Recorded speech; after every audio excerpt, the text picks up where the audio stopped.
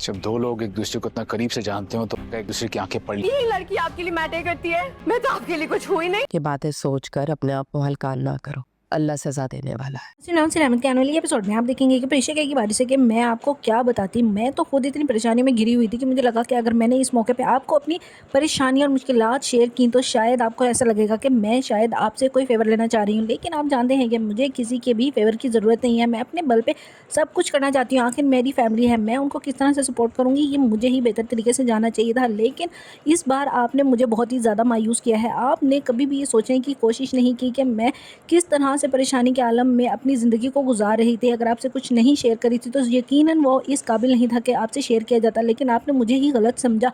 जिस पर बारी कहता है कि तुम खुद ये सब कुछ सहती रही तो एक बार ये भी सोच लेती कि मैं तुम्हारा लाइफ पार्टनर था, मैं तुम्हारा हमदर्द था, मैं तुम्हारा साथ किस तरह ना देता। लेकिन तुमने उस पर तरजीह दी रेहान को।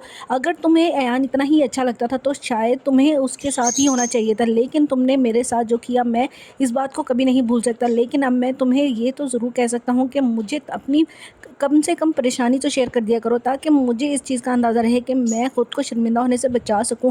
मुझे आज जितनी शर्मिंदगी तुम्हारी वजह से महसूस हो रही है इस चीज़ का तुम परेशान अंदाज़ा नहीं लगा सकती। दूसरी तरफ आप देखेंगे कि अनाया कहेगी अयान से कि मुझे लगता है कि अब वक्त आ गया है, हमें कुछ बड़ा प्लान करना होगा क्योंकि हालात मुझे लग रहा है कि हमारे कंट्रोल से बाहर हो रहे हैं।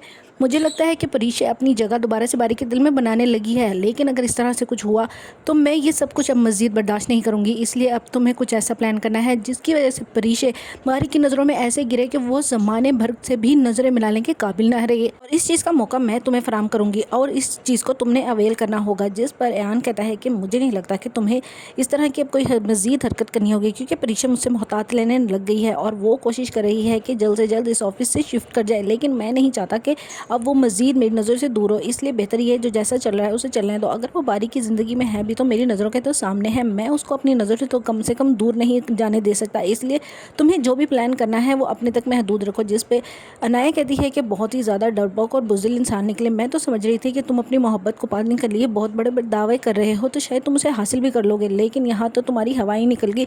अब मुझे ही करना होगा जो करना है।